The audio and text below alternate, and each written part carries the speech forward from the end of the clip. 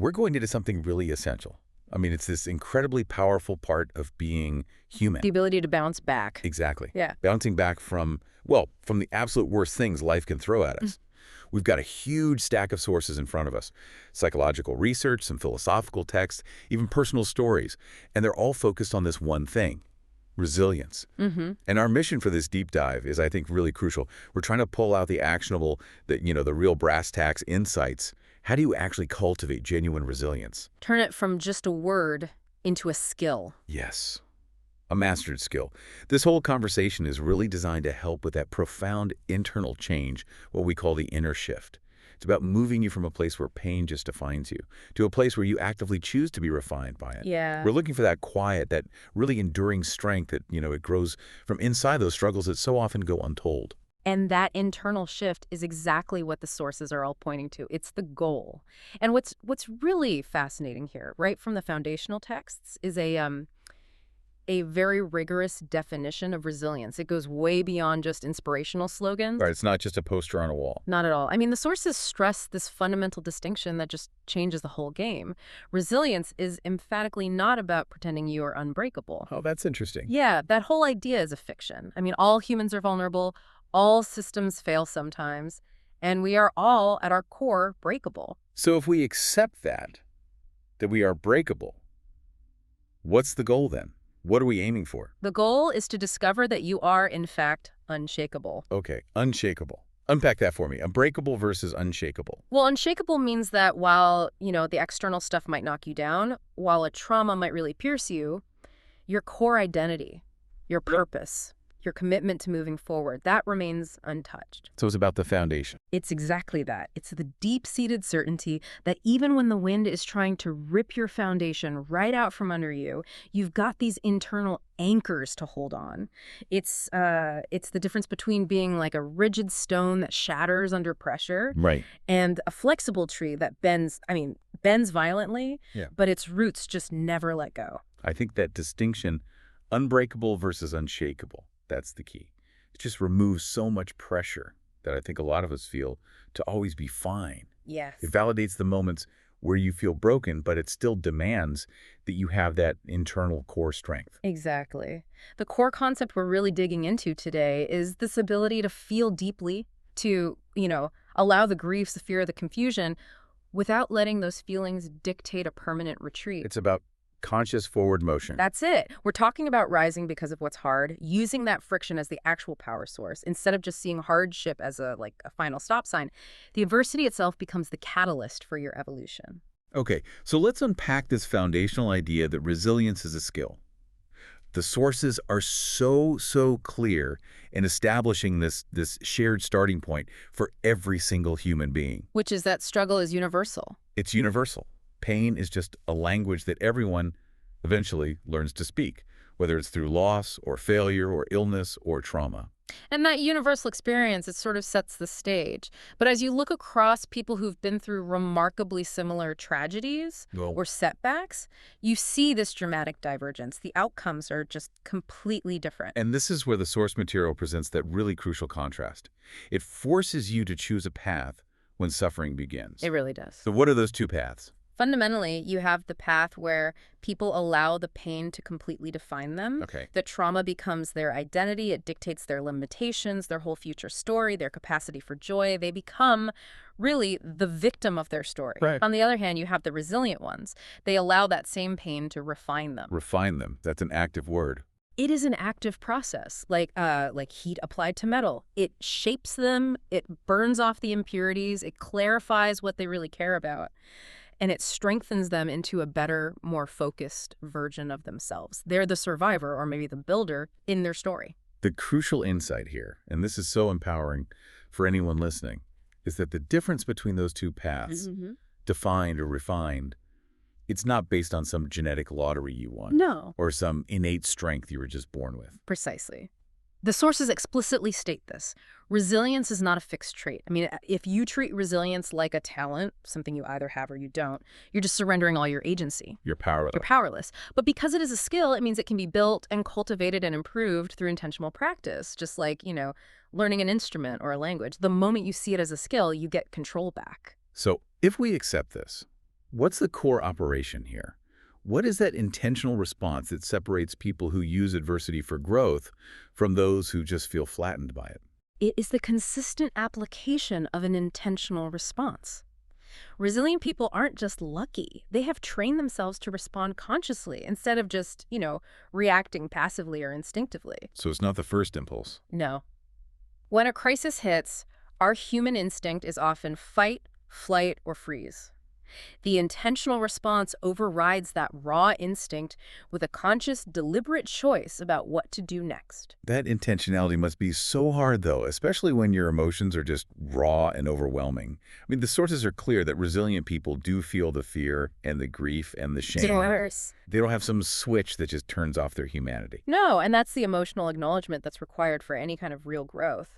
Resilient people, they give themselves permission to recognize those feelings. They feel them fully, the sadness, the anger, but they commit to a boundary. A boundary. Yeah. They process the feelings without allowing them to become these permanent, immovable roadblocks. The material puts it so well. They allow the emotion to be a visitor, not a long-term tenant.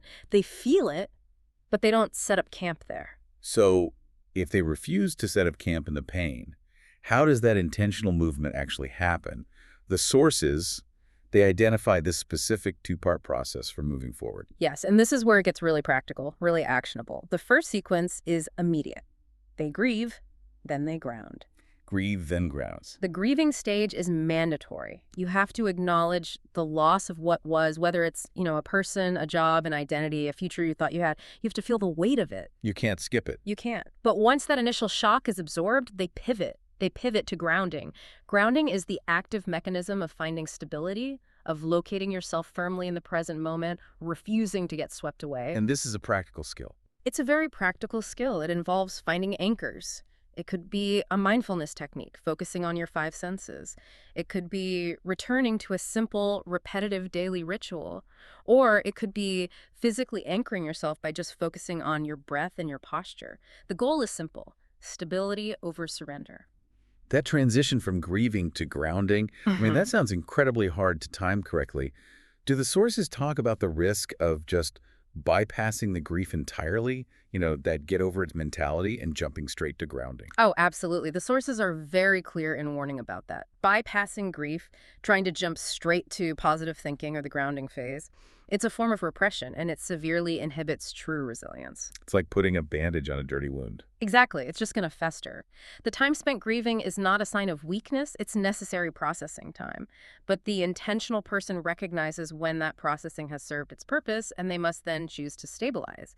The time frame is personal, but that pivot has to be a conscious one. And once they're grounded, the process shifts. It goes from immediate processing to more long-term growth. Yeah. And that's the second sequence. That's when the resilient individual moves to reflect, then they rebuild. Reflection is the learning phase. It's the non-judgmental analysis of what happened. It means asking yourself some tough questions. Like what? Like, what factors were in my control? What were the uncontrollable external forces? What did this event reveal about my actual capacity, my real strengths? And that reflection has to be non-judgmental. It has to be. It's not about beating yourself up over mistakes. It's about auditing the experience for data. And only once that data is collected and processed can you move to rebuilding. And rebuilding is applying that learning. It's constructing new systems, new boundaries, new routines, or even new parts of your identity that incorporate those hard-won lessons. I think we need to really stress the very first move here, because it's so critical but so often overlooked. And that's permission and validity. The source asserts that the foundational step is just giving yourself permission to be brutally honest, to admit that it hurts, to admit the loss is real and that you were struggling. Yes, and this goes right at that deeply internalized self-criticism. So many of us struggle with minimizing our own pain. We tell ourselves, I shouldn't feel this bad. Or the classic one, Someone else has it worse. Someone else has it worse, so I have no right to feel this way. And that minimization is just catastrophic, isn't it?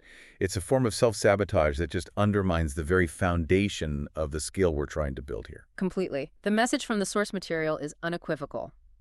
Struggle is not a competition. If you minimize your own experience, you are basically invalidating the very strength you need to gather to overcome it. You're telling your inner self that this trauma isn't worthy of the effort required for recovery. Wow. What you feel is valid, full stop. The healing process cannot start until you grant yourself that validation, until you stop the internal judgment. That honesty is the first real act of courage on the resilience journey. It's the moment you stop comparing your inside reality to someone else's curated outside performance. Only then can you actually start working on the skill of rising. You have to honor the pain to leverage the lessons. This process of grounding and reflection, it leads us perfectly into the central cognitive battlefield of resilience, interpretation. Once we've accepted the pain is real and validated our experience, we have to decide what story we attach to that pain. And this is where it gets really interesting. Because that narrative choice, it determines your entire future trajectory. This is the pivotal cognitive shift. The source material forces you to face two really distinct choices when you're dealing with adversity. One choice holds you prisoner, and the other one sets you free. Exactly. Let's talk about the one that traps us, Yeah. the hostage perspective. Yeah. When you're facing something painful, the trapped person asks this victimizing question, why me? Why me? Why did this happen to me? This whole perspective is entirely backward-looking. It locks you into this cycle of helplessness and self-pity and anger, because the answer is almost always unsatisfying. Or there is no answer. And this why me question, it not only fails to give you a useful answer, but it dramatically increases your cognitive load. Your brain is constantly trying to reconcile this unfair random event with a deep need for order and justice, this search for an external culprit or a reason you deserved it. It just drains all the energy you need to move forward. It really holds you hostage to the past. It does. So conversely, the liberating question, the one that opens the door, that question is, what can I learn here? And that immediately shifts the focus. It moves your energy from the unchangeable past to the future that you do control. It's a proactive, agency-focused question. And the difference in the neurology of those two questions is profound. Why me is all about external blame and things you can't control. What can I learn? Focuses entirely on your internal resources, on adaptation, on the next steps that you can control. It activates the problem-solving centers of the brain, not just the emotional ones, freeing up all that energy for rebuilding. That realization that your control lies only in your response, not in the initial event, that's the anchor of this whole section. Yeah. It brings to mind that quote we pulled from the sources from Dieter F. Uchtdorf. Yes. It's your reaction to adversity, not adversity itself, that determines how your life's story will develop. That quote is so critical because it emphatically places the true power within you. The traumatic event happened. You can't change that fact. But your deliberate, intentional reaction determines the entire narrative going forward. So you're the author. You're the author. You might not choose the initial chapter title. It might be Loss or Failure. But you are the sole author of the dialogue, the protagonist's actions, and ultimately the resolution of that chapter. So let's clarify the function of reframing, because we hear that term all the time, and I think a lot of people instinctively resist it. They think they're supposed to do some kind of mental gymnastics to pretend a horrible event was actually a gift. And that resistance is completely valid. But the source material rejects that interpretation entirely. Reframing is not about performing some kind of forced, saccharine optimism. It doesn't erase the pain. It does not erase the pain. It doesn't minimize the trauma or the loss. It fundamentally shifts your relationship to that pain. You stop seeing the pain as a permanent state or a weakness or a defining characteristic, and instead you start viewing it as raw material. Raw material for preparation. Exactly. This is the ultimate functional shift. The resilient person's mindset allows them to see challenge not as punishment, not as some cosmic consequence for a fault, but as rigorous, necessary preparation. Preparation for what's next. For what's next. If you adopt this view, then every setback, every failure, every struggle is just part of training. You're always upgrading your internal operating system for the inevitable challenges you're going to face 5 or 10 years down the line. That immediately gives the struggle a sense of purpose that wasn't there before. If I view this painful thing as training for future challenges, maybe facing a bigger loss or achieving a difficult goal, I instantly gain agency. Right. I'm no longer just passively taking damage, I am actively preparing. It provides that future-oriented, purposeful lens. And we have to understand that shifting this interpretation is a deliberate, active action. It takes mental rigor. It takes vigilance. You have to consciously fight that instinct to wallow in why me when it feels so comfortable and familiar. That's where the skill is built. That's where the skill is built. And the cognitive work of continually choosing the what can I learn door It's fighting that natural human instinct to look backward and assign blame, and instead forcing yourself to look forward and assign purpose. But I can imagine someone listening and asking, how do I maintain that preparation mindset when I'm faced with intense fear or loss? It requires massive emotional regulation. It does, and that regulatory component is crucial. The resilient person doesn't suppress the fear, but they regulate their response to it by consistently redirecting their focus. So when fear comes up, they acknowledge it, okay, I am afraid of this outcome, but then immediately pivot back to the actionable, controllable steps. The very next thing. The very next thing. Given this fear, what is the safest, most deliberate action I can take right now? This focus on micro actions and immediate control prevents the fear from just ballooning into paralysis. They use the energy of the fear not to panic, but to sharpen their focus on preparation. Building on that active, really intense internal work, we now pivot to the external pillar of growth, which is connection. And the sources are absolutely insistent on this. The resilient journey is not and should not be a solo mission. This is such a crucial counterpoint to that cultural myth of the lone self-made hero. The idea that strength means total self-sufficiency is often the fastest way to break down your own resilience. Isolation starves resilience. It does. The resilient person actively reaches out for connection.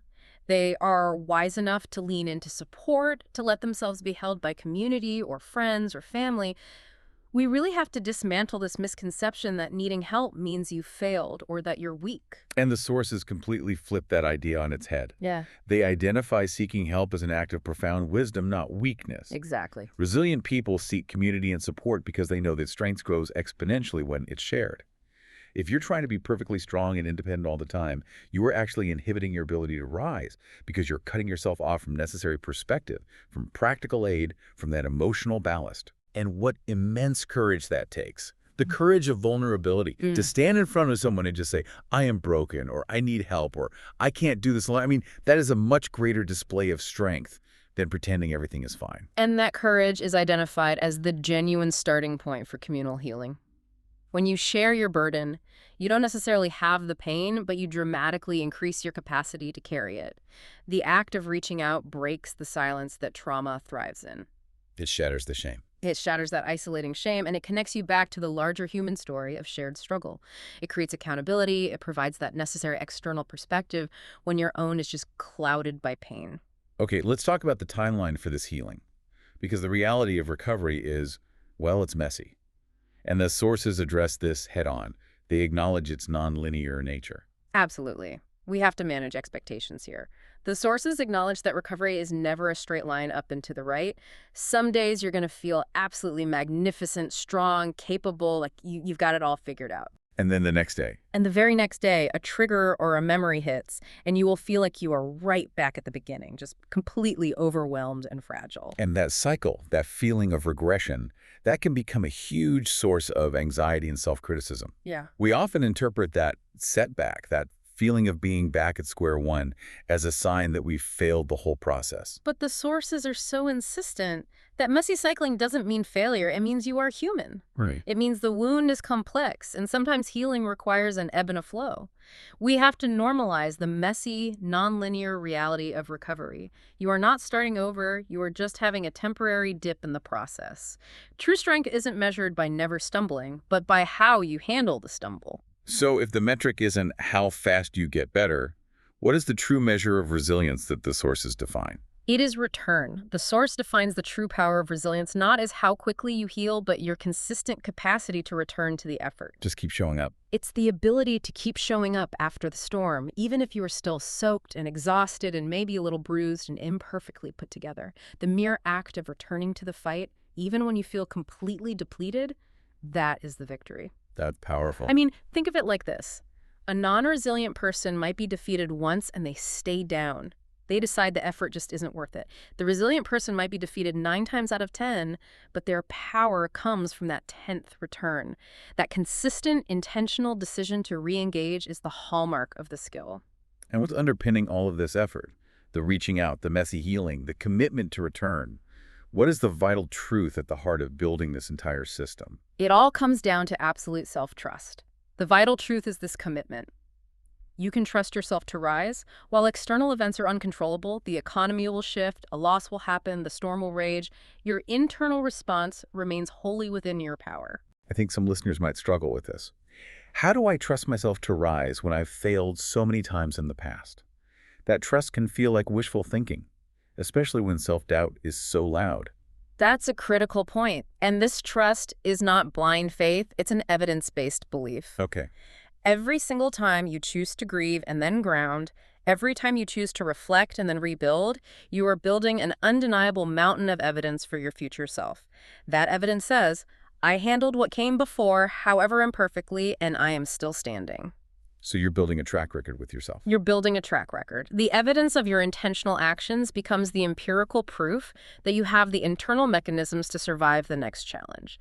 And by consistently practicing this skill, you transform self-trust from this vague hope into a practical, logical conclusion based on your history.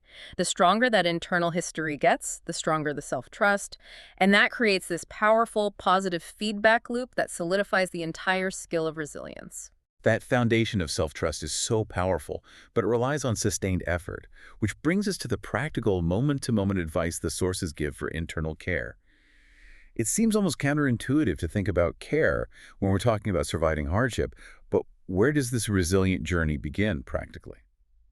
The sources mandate a starting point that often surprises people, especially those who equate resilience purely with, being tough. It's to start with radical self-kindness. Which is the opposite of how most of us operate. Uh-uh. We tend to equate resilience with this stoic, iron-willed self-discipline where we just push through pain or even beat ourselves into submission until we can perform again. Right, the suck it up mentality. Yeah. But the sources suggest a fundamentally different mechanism for sustained effort. They absolutely do. The mechanism of self-kindness is defined so clearly, you have to speak to yourself like someone worth saving. This is a radical internal shift away from self-punishment. When you inevitably fall short or have a really messy day where you regress or make a mistake, the response should not be punishment, which just reinforces shame, but grace, which allows space for recovery and for learning. So if you treat yourself harshly when you fail, you're actually eroding your capacity to bounce back. You're actively eroding it. You're reinforcing the pain, making your own internal environment hostile to healing. Self-kindness in this context means actively protecting your internal resources, allowing rest, setting healthy boundaries, choosing not to listen to that internalized voice of the critic. Okay, so we need to draw a fine line here. Self-kindness is grace, but it's not self-pity and it's not giving up the fight, right? Absolutely. Self-kindness is grace coupled with accountability. Self-pity wallows in the past, and it seeks external comfort without any internal growth. Self-kindness says, that was hard, you made a mistake. Rest now, but we are going to analyze the data tomorrow and we will try again. It's firm but loving. Exactly. It recognizes this paradox. Resilience isn't built by pushing yourself harder when you're already depleted. It's built by choosing to care for yourself more deeply throughout the entire demanding process. Deeper care enables a sustained marathon-like effort, whereas just brute force effort often leads to burnout and a complete systemic collapse. So we sustain the process with grace and self-kindness.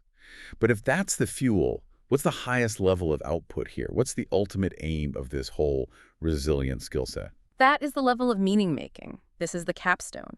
Resilient people ultimately seek to create meaning from their pain and struggle. They refuse to let the experience be purely random, purely destructive. And let's clarify that distinction again, because the source is so careful here. They don't pretend that everything happens for a reason. No. That implies some external predestined plan that kind of forgives the harm. That passive, sometimes toxic acceptance is rejected. Instead, the resilient choice is to actively choose to make the hardship count. This is not about glorifying the struggle or suggesting the pain was necessary.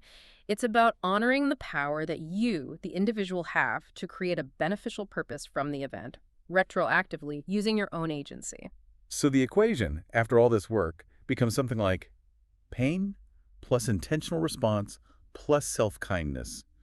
purpose. Mhm. The trauma is transformed into a resource. Precisely. They are taking what tried to break them, the trauma, the loss, the failure, and consciously using that strength, that insight, that lived experience to build something inherently better. And what does that something better look like? That building can take many forms. It could be establishing new, fiercely guarded boundaries to protect their peace. It could be mentoring others who are facing similar struggles. It could be engaging in advocacy or creative work that stems from the deeper understanding they gained. The knowledge gained in the fire becomes the refined material for the new structure. And that shift, The movement from being a victim of random chance to a creator of intentional meaning, that is the definition of the refined identity and the highest expression of this skill. this sounds like a lifetime commitment, not a quick fix. And it begs the question, what does your identity look like once this process becomes, just habitual? We established earlier that resilience becomes a skill, Yeah. and over time, the repetitive application of that skill becomes an entirely new identity. It's the identity of the evolved person. It is. It's the identity forged in that intentional furnace. The sources emphasize that every single act of getting back up, even when you are utterly exhausted, even when the attempt is imperfect, it serves as a repetitive, powerful, embodied affirmation that reshapes your self-concept. What are those core affirmations that the resilient person internalizes? Not just as wishes, but as, known facts. They are truths that are proven by action. I am capable, I am adaptable, I am still here. And these affirmations are so potent because they are built on a mountain of practical evidence provided by your history of intentional responses. You know you are capable because you survived the last thing and learned from it. You know you are adaptable because you had to learn new boundaries and new ways to cope. And you are still here, which is the most powerful affirmation of continuity and enduring strength. And the long-term impact of this repetitive action defines the new status. It's the difference between evolution and just mere endurance. Exactly. Over time, the person who has mastered resilience stops being defined merely as someone who has endured hardship, which suggests they just weathered the storm and now they're just tired. Right, they're just worn out. Worn out. Instead, they become someone who has evolved because of it. Endurance implies resistance to change, often resulting in stiffness and brittleness. Evolution implies leveraging change for growth and flexibility. You didn't just survive the shipwreck, you built a stronger vessel from the debris. The sources conclude with this beautiful final message about the value of authenticity in this process.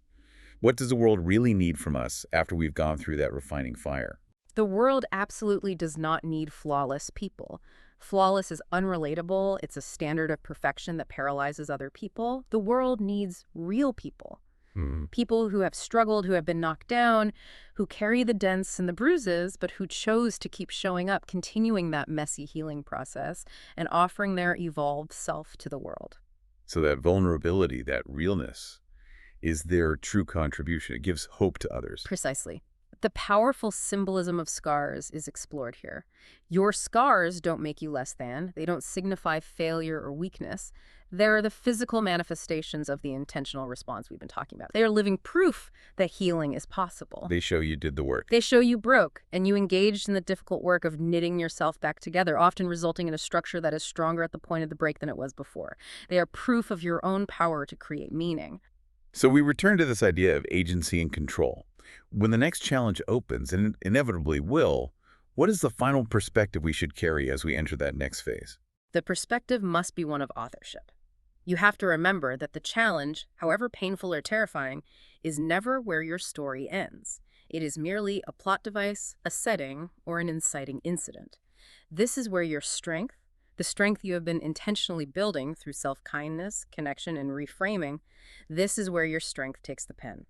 You're the author of the next chapter's resolution, and the sources confirm you have the capacity to write a powerful one. This has been an incredibly insightful deep dive into building an unshakable life. We've looked into sources that provide genuine, detailed mechanisms for transformation, moving way past generic inspiration. Let's briefly just synthesize the two biggest, most actionable shifts we uncovered today, the things you really need to carry forward into your life. Okay. First, the fundamental shift. Resilience is a skill, not an innate trait. It is built intentionally through conscious choice and self-kindness, responding to hardship with grace, not punishment. And second, the pivotal cognitive difference. The control lies solely in your interpretation. The pivotal choice is reframing challenge as preparation, not punishment. Every single time you ask, what can I learn here? Instead of why me, You are building that skill. Hmm. So we encourage you to reflect this week. Which of the resilience pillars, self-kindness, reframing, or connection, feels the most neglected for you right now? Maybe choose one to practice intentionally, perhaps by granting yourself grace in a moment of failure, or by reaching out to a friend instead of retreating into silence. And if we build on that ultimate idea of evolution and meaning-making, here's a provocative thought to close on. If you now accept that you control your response and that your response dictates your story, consider what kind of lasting purpose you are actively choosing to build right now from your past experiences. What better thing, what system, boundary, or contribution are you ready to construct for yourself or for others using the enduring strength you didn't know you had until you were forced to use it? The true mastery of resilience is found in the building of that meaning.